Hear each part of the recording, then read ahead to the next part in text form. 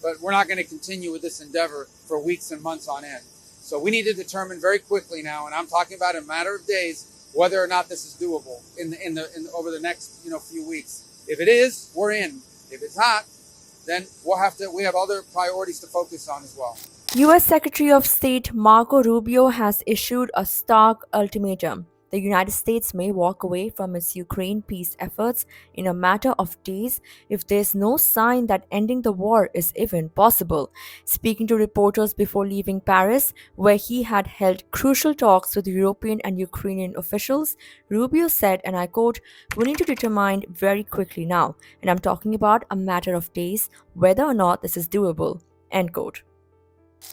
Rubio's comments come just a day after he and Special Envoy Steve Witkoff met with European and Ukrainian allies as part of the Trump administration's latest push to end Russia's war in Ukraine. A US authored outline of a peace plan reportedly received an encouraging reception at the talks, although details remain undisclosed. The State Department confirmed that Rubio also spoke with Russian Foreign Minister Sergei Lavrov, where the same peace outline was conveyed. Rubio explained, and I quote, "We came to Paris to begin discussing specific outlines of what it might take to end the war and whether this war can even be ended." End quote. He added, and I quote, "If it's not possible, if we are so far apart that this is not going to happen, then I think the president is probably at a point where he's going to say, 'We are done.'" End quote. He stressed that while the United States has supported Ukraine for the past 3 years, it is not our war. We didn't start it, but we want to end it.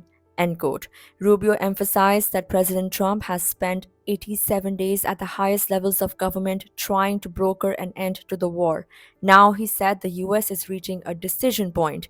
He said, and I quote, "We are engaging both sides to determine if resolution is even possible." End quote.